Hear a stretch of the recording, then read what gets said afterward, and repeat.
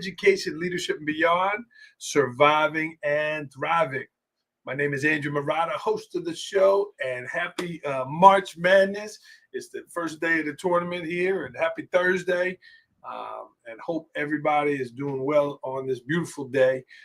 Proud member of the Education Podcast Network, Voice Ed Radio Canada, wherever you are taking in your podcast.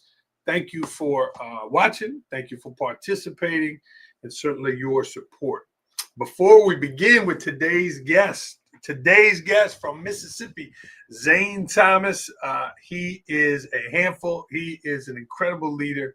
And if he doesn't make it in education, he certainly can make it as a comedian, because my face hurts from the pre-show meeting there from laughing so hard. So we'll meet Zane in just a moment, but a quick word from our sponsor. I'd like to thank IXL for sponsoring today's podcast. Over 1 million teachers use IXL in their classroom every day. IXL is the most widely used online learning and teaching platform K through 12. It empowers schools with complete curriculum, thousands of instructional resources, robust reporting, assessment data, and more. It saves teachers a lot of valuable time with ready-made plans aligned to the standards and the textbooks. Built-in engagement tools like custom competitions make learning fun for students. And IXL's diagnostic is research proven to be a strong predictor of performance on standardized assessments. And the best part? Everything I just mentioned is all integrated into one platform, so you can simplify your EdTech tools. Visit IXL.com to lead your students towards data-driven excellence today. The link is in the show notes. And again, appreciate IXL sponsoring today's podcast. So let's get rolling, friends. The opening concept here is personality and connection. I was in Biloxi, Mississippi. I'm going to work on my pronunciation, Zane. And I'm a speaker there. I don't know anybody. I got my lunch and just walk over to a table. And this guy says, "Hey, man, why don't you come join us?" And I barely understood what he said, but it sounded friendly. And that was Principal Zane Thomas. And I met his team and got talking with him. And I just was blown away by his personality, by his warmth. I was a stranger, again, from a foreign land up here in New York, and just so friendly and a connection, and always had something kind of fun to say, something funny to say. Is that a skill? Is that a talent? I could imagine how he is at his school. With those types of with that type of personality and connection. So as school leaders, as educators, it's important that number one, we have personality. And number two, we connect with people. Again, I'm just walking with my plate. He knew, he could see that I didn't have anywhere to go, and just welcomed me in. It was kind of like Thanksgiving. There wasn't room for me, but they made room. And his personality made room. His connection with me made room. And here we are now. He's canceled on me a few times because he's so busy, but we finally got him on the podcast. So remember that, friends. We could be smart, we could be super talented with things, we could be really good at things. It is the personal connection that brings people in. And now, live from Mississippi, talking about personal connection, here he is. Zane, welcome to Education, Leadership, and Beyond. Hey, look, if I woke up every morning and I could be Andrew Murata, son, I'd have it made. Do you hear me? I'd have it made. But, man, you hit the nail on the head, Andrew. It's impact, man. It's personality mixed with people. Your personality is no good if you share it with yourself. So, and I will tell you, that night in Biloxi at the MASSP conference where Andrew showed up, I knew he was out of place. And when he opened his mouth, I knew he was out of place. There was no Southern accent coming out of that Port Jervis dome of his. So, but man, impactful since the day I met Andrew, man, and the impact he has on education, not just, in his school, but around this country and internationally, and what he does through this podcast and shedding light on the good things in our profession, man. So much of it gets hammered on social media, the mainstream media, whatever, man. There's too many things good going on in the world of education, the most impactful profession on the face of this earth. So. Absolutely. Friends, this is Principal Zane Thomas from Mississippi, Houston, Mississippi. He is the principal there in his second year. Zane, were you always like this, or was this a confidence you developed? Was this a comedic nature you developed as you got older, or were you like this as a kid? I probably a combination of them all. I have people, now that I may have known as a kid, obviously, or grew up with, or even some that I didn't get to know till college. And I see them now. I was like, man, you're the same guy that you always been. I said, man, I don't know no other way to do it. But as far as my personality, I guess it's just something that the Lord blessed me with, I guess, man. My dad's side of the family, we got a comedic streak in us, if you will. But man, personality is something that I enjoy. It's not necessarily I work on. I do believe it is something that you can develop, but man, it's just natural for me. I just my love for people, man. It just comes out. I bleed it, So yeah, and you could tell, and I felt it right there.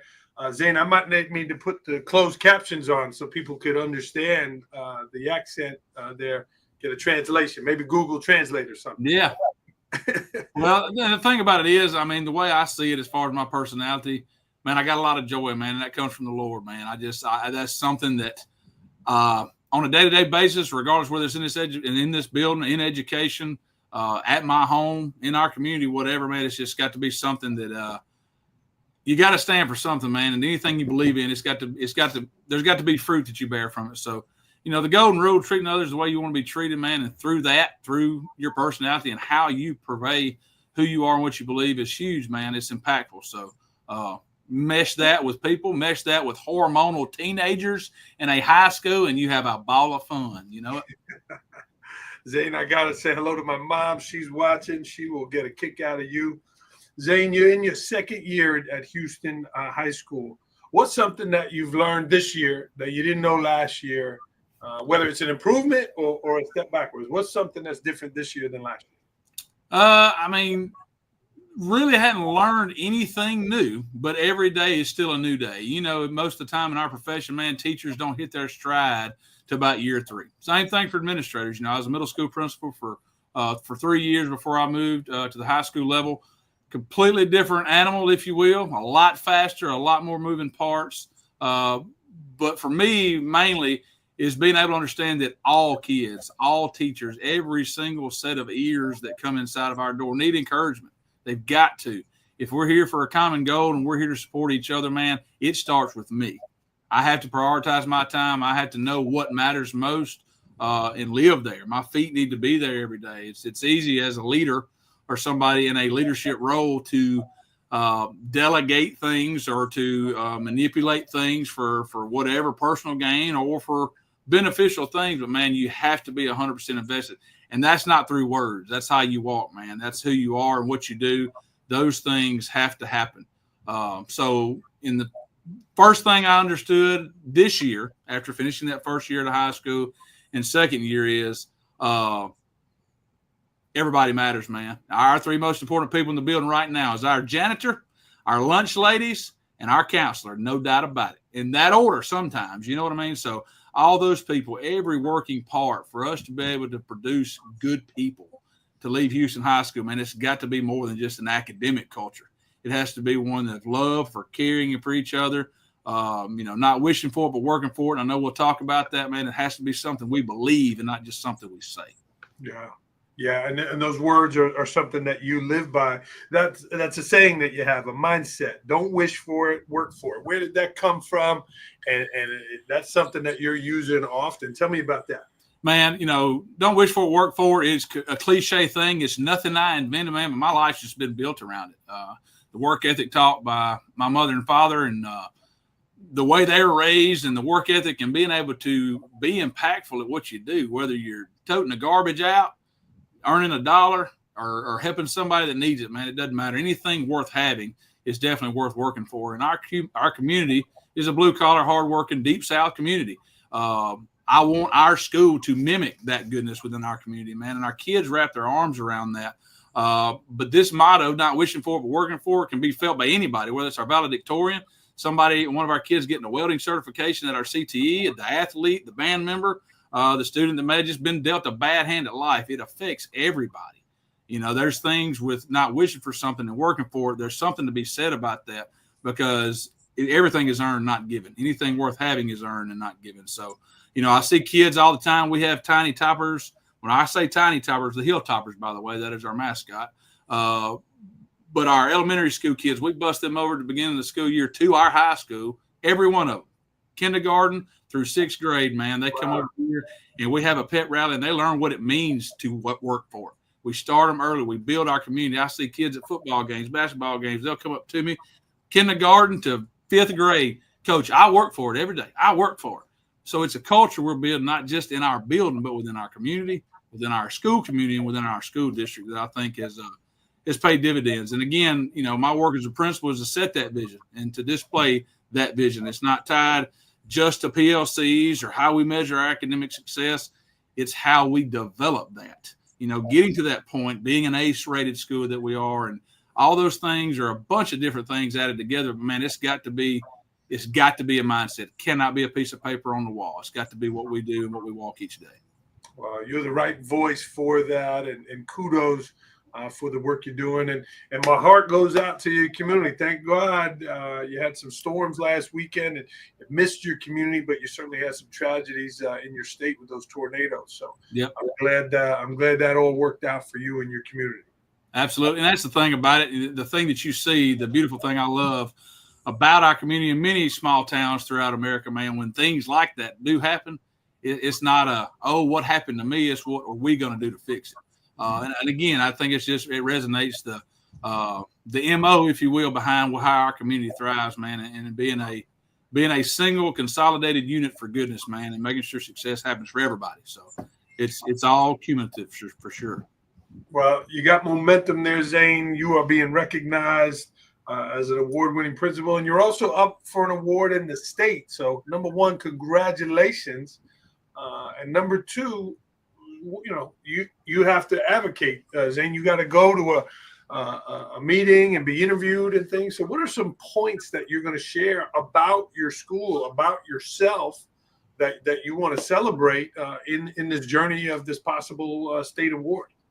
Well, first and foremost, and as far as this goes, and any educator in this state and all of our stakeholders, whether it be parents, students, or whatever, man, we are endowed by our Creator with a brain, with legs, with arms, with everything that we need to be able to move education forward in this state. The mouth, yes, an integral part. You doubled down on that, bro. Now, as far as me, man, it's not about me. It's never been about. I tell my teachers every day, I ain't here. I'm just here to look pretty and then help you. That's my whole job. I like staying on the sideline in the background, man, and doing what I can to serve. That's what we're here for.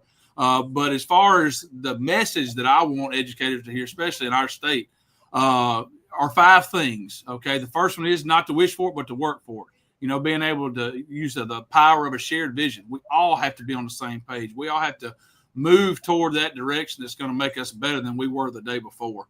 The second point would be equity in education. Ensuring that every student and teacher has access to success, because success don't look the same for Andrew Murata.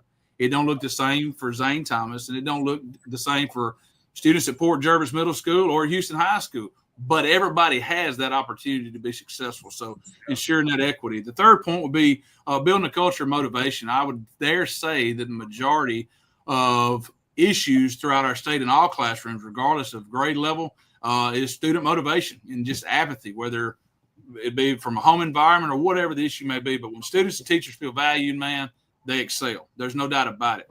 That fourth point would be keeping the main thing. Why are we here? Student learning is at the apex of every single thing that we do. Every decision we make, every conversation we have, every relationship we build is 100% for the benefit of our kids and getting education. So the last point will be the heart of education, and that's where I live. I got a lot of joy. Now, joy, J-O-Y, in my book stands for Jesus over yourself. I got to be able to portray what I believe. So leadership rooted in joy, passion, and relationships. So those would a roundabout way be my message to our state, man. I'm very passionate about it. But, man, education is no good without relationships, man. That's where it's got to start. So very honored, to be able to receive the things that I have recently been honored to receive. But, man, it's 100% about these rock star teachers and these rock star kids at Houston High School that allow us to do the things that we've been able to do. Well, your wife, Sarah, is one of those rock star teachers, also recognized, the 5th grade science teacher there. It's certainly a shout out and a blessing to your children, Lawson and Anna Ray, dealing with dad there. But congratulations, and I hope it goes your way, Zane. We need more spirit. We need more smiles and certainly joy like you talked about. So I wish you good luck on that journey. Appreciate it. Yeah. Zane, so I tease you a little bit about the speaking, but you're a really good speaker, right? You're funny. You know what you're talking about. It's authentic. Those are great ingredients for a good speaker. Do you enjoy the graduation speech, the welcome back speech? Do you enjoy that public speaking? I do. Something that you really got to work at? You're writing a speech. How is that for you? I do, man. And again, I guess that is a learned behavior. I don't think it's just a natural thing completely. But man, the leadership role, it requires personability. It has to be there for you to be impactful, in my opinion. Now, my wife, today says, "Are you nervous about this podcast?" I said, "No, ma'am. I get to talk uninterrupted." You know what I mean? She interrupts me quite a bit, so I don't, that freedom at home. But honey, I love you. Don't ever forget it. But anyway, man, the public speaking side of it is, I don't see it as much as it's another avenue for me to spread joy, man. I don't know any way. I think it all stems from that. Regardless if we're talking about ACT and ACT work Q scores, to how we're going to change our accountability model to benefit our kids, or about how we invest in fun things at Houston High School, like no tardy parties, how we're going to, throw our next teacher tailgate, whatever we've got going on, there has to be an outlet of joy involved, man. It's got to be fun for kids, and people have to be able to resonate with what you're saying. You know what I mean? So the public speaking thing is never been a worry of mine or a apprehension of mine. But as far as any go-tos that I've got, man, whatever's on my brain, which gets me in trouble sometimes, but nonetheless, I don't have any problem with it. I do enjoy it. Yeah, you could tell, and I would encourage you to speak some more. I'd love to see you presenting more and doing that. So hopefully when this award comes your way, things like that will happen. Yeah. Zane, behind every good principle certainly are good people, but also are good routines, right? You can't be a successful principal without good routines. What are some go-to routines, everyday things that you make sure you do to be the best principal that you can be, as well as take care of yourself on this journey? You got to prioritize people, man. In our business and education, we're in the people business. So regardless of the academic avenues and the things, whether it be through athletics or whatever, everything that a building administrator has to deal with or do on a day-to-day basis has to start with people. I have a thing here on my desk every morning when I get here. I look at interact, speak, motivate, energize. That's my go-to. Interact, speak, motivate, energize. Those are the things that we're looking to do for our kids, So, but on a day-to-day basis, the keys to success, man, you got to be visible. You got to vary your location. You got to be high energy, and you got to be enthusiastic. So no matter what my day may look like, if I'm locked in my office for an hour getting must-do paperwork done, or we're at a class change, I'm high-fiving kids, we're teaching young men in our building how to shake hands and look us in the eye to be able to understand what it means to be a man. We're asking our young ladies to do different things and different tasks within our building that helps promote their worth in our school community. But man, I couldn't make it personally without the old Google Calendar. Do you hear me? As far as prioritization, but man, you got a front load. There's no doubt about it. Flying by the seat of your pants, if you will, or living vicariously day to day, taking it as it comes. There's no way success can come with that. There has to be front loading. Every conversation, every interaction, every moment matters. Whenever somebody comes to you, you stop and you listen. You give eye contact. You give full ears to whoever that is, whether it's the kid that's in trouble or the teacher that needs to vent, man. It has to happen. So my day's designed around service. How can I help? Where can I help? What do I need to do? What answers to what questions need to happen, and who can I help, or who do I need to find help from to make those things happen? So as a leader, man, you got to serve. That's got to be number one. We have to take a backseat to everything and all things to make sure we're serving first. So serving others is an attitude issue, it's a motives issue, and it's a values issue. I mean, those are things that if you truly want to be impactful and you're doing what you're doing and you've been thrust into or willingly taking a leadership role, if you're going to be effective at it, if you want it to matter and you want a legacy to be left for you, man, those things have to merge together. So attitude, motives, and values are 100%. Yeah. Zane, you mentioned somebody stopping you and you're going to focus on one thing. Somebody stops you and throws you something. what's a skill that you do? What's a technique that you do to capture that? Because sometimes you hear it and it goes right out the other ear, and now you forgot it. And now Principal Thomas didn't listen to me. How do you make sure you capture that when that happens? I'll give you an example. When I was growing up, okay, if I did something wrong, my mother, she would tell me, she says, "Are you listening?" Whether I answered it or not, I knew I better pay attention a little bit. But there was a large difference between listening and her looking at me saying, "Boy, did you hear me?" Okay, large difference. If I didn't hear her and say what she told me to do, there was supposed to be some consequences. And in my opinion, in our role as leaders, man, when we're approached, whatever issue we're approached with a kid, a teacher, a parent, whatever it is, that is the most important thing to them at that moment. Mm. It very well may be completely non-valuable to us in what we're doing and our running and going and getting other things done. But man, it's important to them. You know, these parents, I need these parents. I want these parents on our side. I want our kids invested. I want our teachers to wake up every day busting down the doors of Houston High School because they want to be here, right? And for me to do that, if it means that I got to stop my role, give them my full attention, eye contact, a gesture, an arm pat, a side hug, whatever it takes, a high five, man, that to me is where you build culture. That's where you build continuity in the good things that you already have going. So for me, man, it's just being conscious enough to understand when somebody needs you to hear them and not just listen to them, because there's a large difference. Well said, my friend. Well said.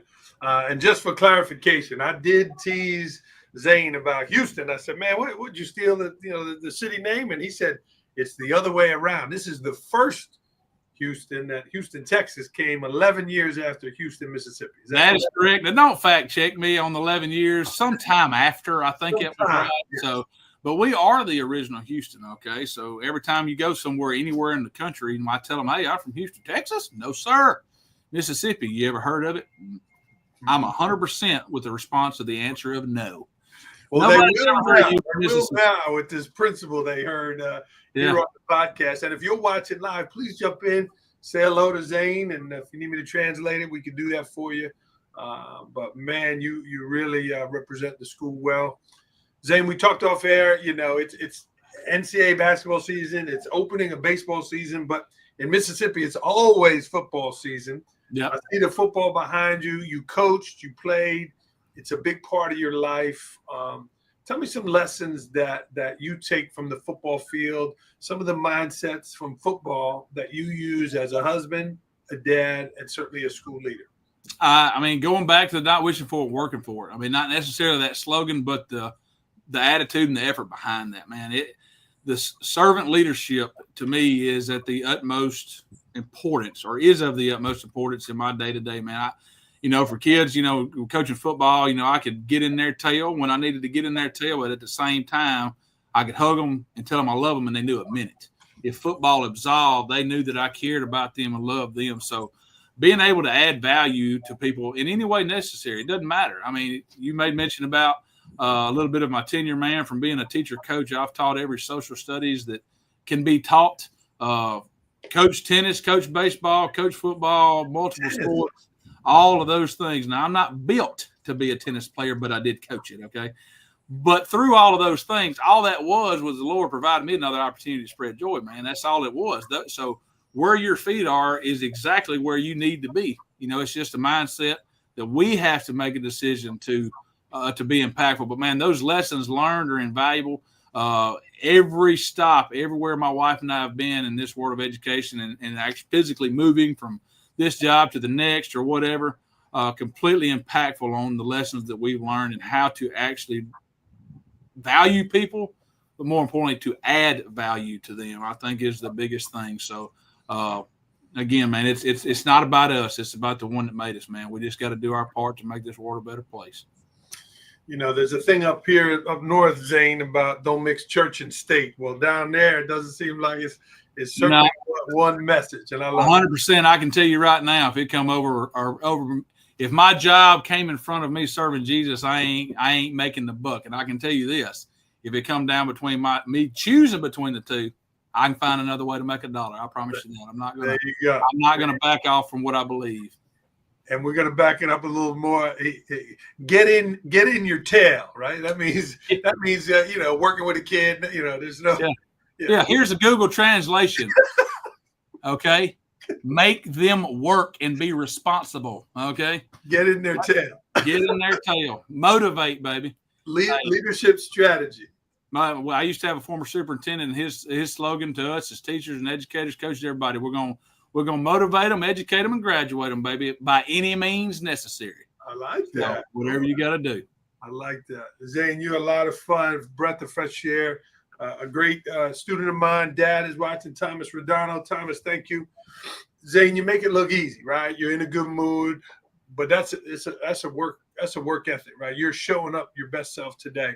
What are some things that you do off camera, or when the lights aren't on you, to sharpen your saw, to continue to grow and learn? What are some things that you do proactively to continue to get better as a leader?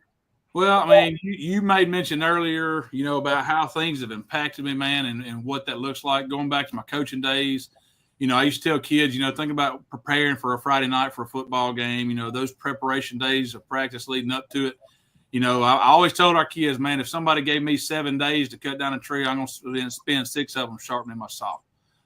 You've got to be able to invest in yourself before you can invest to others, right? So for me, man, again, going back to my faith being in the Word, my strength comes from Him, man. So a lot of my joy is rooted in that passion, knowing that whatever I set my mind to, man, it's got to be right. It's got to be good. So I do understand a lot of times with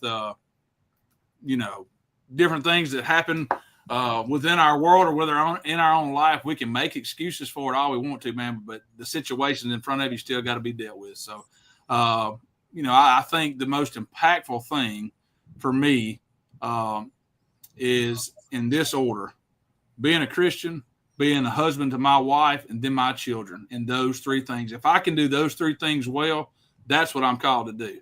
Being an administrator, having 528 other babies of mine here at school, almost 50 employees. Those are products of how I do the things that I'm directly responsible for and how I take care of them. So, man, I guess a culmination of things. I like to deer hunt.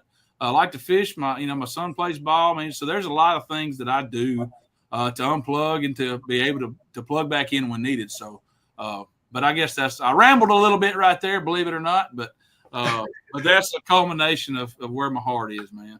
Yeah, and you certainly carry the banner for your schools. I see the H behind you. You got the nice jacket on there. You looking sharp, man. Your wife picked out those clothes, didn't she? Hey, as Fred G. Sanford would say, very dapper there. You know what I mean? Hey, I've even got my lapel on today, baby. Big time with Andrew Murata. He's looking good, man. He's looking good. Forget Houston in the NCAA tournament. It's Houston, Mississippi today. That's it. Yeah. Awesome, man. This is a lot of fun. Zane, something you wanted to talk about that I did not ask you? I want to mention a story, man. Just talking about being impactful and what we do. This is not necessarily dedicated to education, but it most definitely is. Yeah. Man, my first year as a coach at Oak Grove High School in Hattiesburg, Mississippi, we had first priority, which is FCA, same thing. We used to have a fundraiser for it every year, and we get guys to come in and speak. Well, our first priority representative used to play at Southern Miss, and Brett Favre. He coached with us there for a time after he retired from the NFL. Would always get some high-profile guys in there. Well, we got Coach Tony Dungy to come to be the keynote for that event. Well, the day before he arrived in Hattiesburg, came by our practice, walked around drills at practice, whatever, which was cool. Wow. The kids had no idea who he was, but we did. But anyway, long story short, practice ended. We'd go back inside the field house. We're sitting in the coach's office. And, of course, all the guys, I was 22 years old, fresh and green as a gourd. Everybody else, the next youngest guy was 48 years old. All the other guys on our staff were older. Anyway, and Coach Dungy's talking. They're asking questions, and I'm just sitting over there soaking it all in. And Coach Dungy looks across the room and catches eyes with me. He says, "First year coach?" I said, "Yes, sir." "How'd you know?" He said, "I can tell." I said, "Coach, man, look, me being a first year coach, doing what you've done, the success you've had as a player and as a coach, man, what advice can you give me? What can you tell me as a first year coach, first year in this long career I hope to have?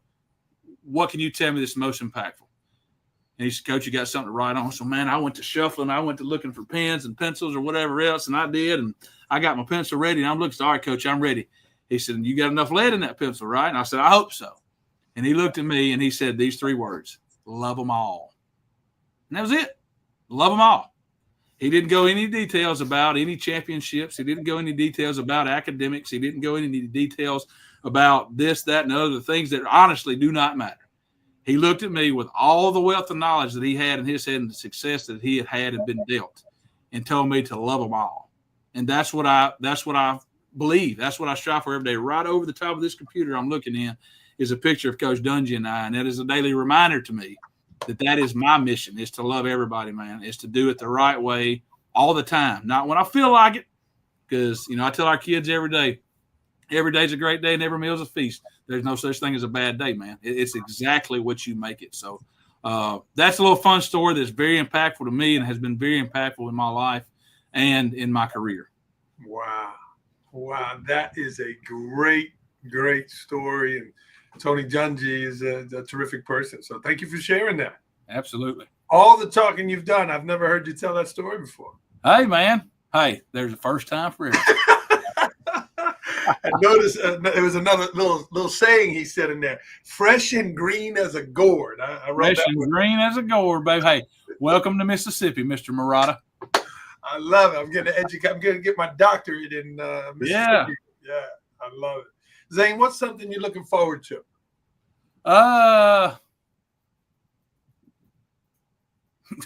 Going to bed tonight? Is that a fair answer? No, man. Hey, next opportunity. Some other way. So another way to be able to spread joy, man, impact people, man. And I know I keep saying that, and I don't think I use that mindset enough. I think it is a natural thing for me. But man, now I would tell you this. Now I'm going to go. Okay, that is on an impactful spiritual level. Okay, but the next tangible thing I look forward to is a hot pone of cornbread from my wife. Do you hear me? That little girl knows how to make cornbread like it ain't nobody's business. Do you hear me? So I am looking forward to that cornbread tonight, honey. I hope she's watching. Maybe it'll be ready by the time I get there. 7 nights of dinner. How often is there cornbread on the table out of 7? 3 out of 4. And no doubt about it. You're going 3 out of 4. 75% cornbread. 100%. Yeah. I'm telling you. They have this ASMR stuff online now where they make all these noises. Well, what I do before we sit down and eat cornbread, I make all the kids be quiet and my wife, and it's silent. And I said, y'all listen to this. You want some ASMR? And I bite into that first bite of cornbread, son, and it just sends chills down my spine. You hear me? Cornbread's my thing now. I love it. I had to get some extra napkins when I ate down there in Mississippi. I got into it. Yeah.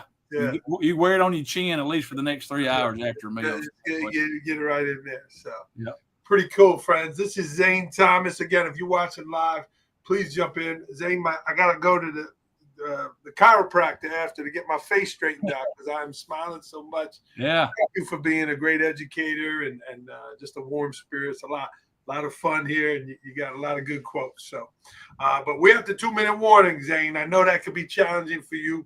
I don't want to throw any flags on you, but these is rapid fire. You think you can handle it? Short and sweet. You give them to me, I'm going to give them right back.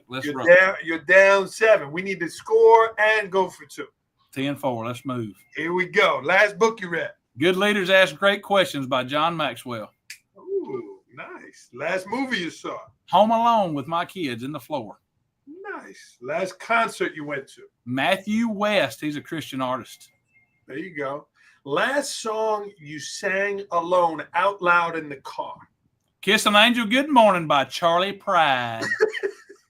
That question wasn't even on the list, and he had the answer. That's it. Your favorite dish? Cornbread. Oh, this? Favorite place to travel? In the woods, man. Turkey hunt, turkey season in Mississippi right now is where we're at. Just got done with deer season, so I enjoy the woods. Is turkey season, is that with a gun or a rifle, or is that with a bow and arrow? Shotgun, but you can turkey hunt with a bow and arrow. I know some guys that do it. I don't, because I ain't. Doesn't it make a mess of things? Somewhat. There won't be much of the head of the turkey left, but we ain't gonna eat the head. We're gonna eat the rest of it. So it's all good. All right. in 2025, I will fill in the blank. Strive to be more like Andrew Murata. Yes. Well, you came to my session. What'd you like? What was the takeaway for you? Inspiration, man. You are somebody's joy waiting to happen, no doubt about it. So I think that's why we jihad so well. The day you came in, whenever you made mention about the first night you came in, we was having the buffet down there, or whatever, I just wavelengths hit. I knew who you were, but hey, now I really know. He did like this. Ain't no doubt, baby. Set the hook, reel him in. In 2025, I will stop. When my heart stops beating is when I'll stop. That's all I know to tell you. All right. Brett Favre is fill in the blank. One of the best quarterbacks of all time. I did get to work with him, though, for 1 year at Oak Grove High School after his retirement. For those of you that follow Brett Favre, you will know that he coached for a couple of years down there. But anyway, I don't even remember what my answer was to you now, but there you go. Yeah. What was a demand of Brett Favre? What was an absolute of Brett Favre when he coached with you there? Something that was a must on the field. Effort, no question about it. I don't care if you can't. There's no such thing as can or can't. Effort, 100% effort. He coached the game like we watched him play it on Sundays, no doubt about it. If you weren't in education, what field would you be in besides a pastor and besides a comedian? Hey, I have no idea. I ain't never thought about that. Education and coaching, man, is my calling. There's no doubt that's exactly what the Lord created me to do. But now I did toy with being a game warden, for like 3 minutes when I was a junior in high school. But that's about as long as it lasted, and here we are.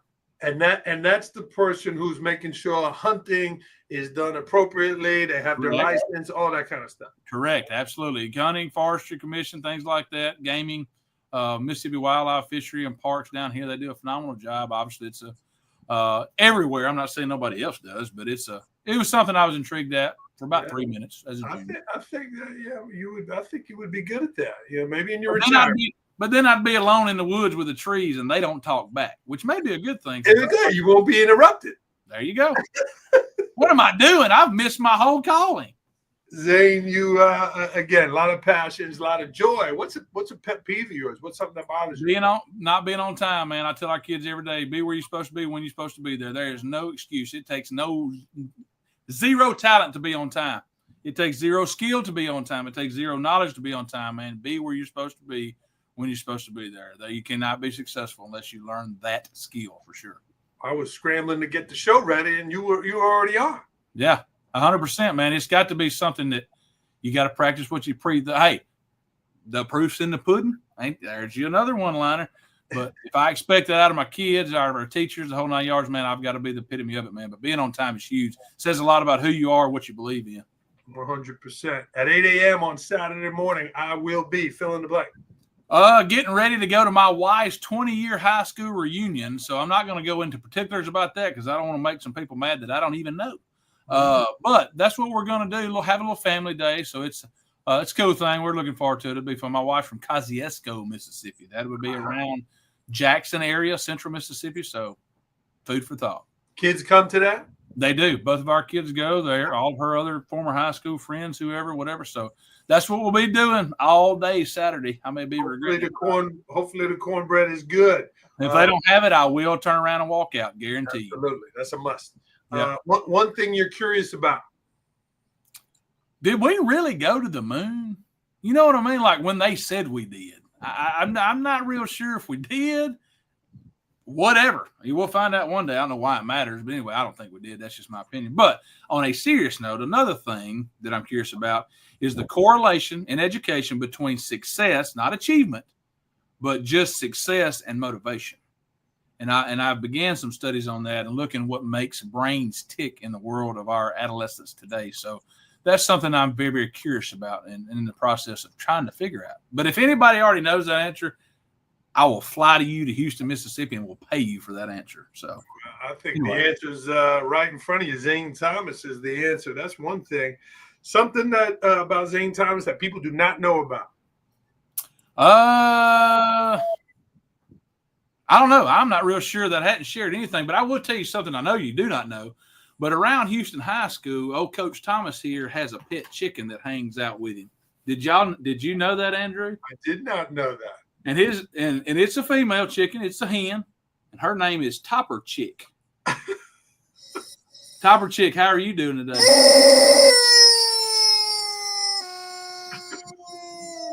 Anyway, I'll introduce you to Topper Chick. She has a shirt, the whole 9 yards. She's a Houston Hilltopper fan, but she kind of hangs out with me and my kids. I say my kids, all of our students here said, Coach, you need a partner. You need a little, what do you call it, mascot now, Hilltopper. So I do have a Topper Chick. She hangs out with me, goes everywhere I go. She may pop in classrooms every now and then, maybe sometimes do announcements, but bet you didn't know that.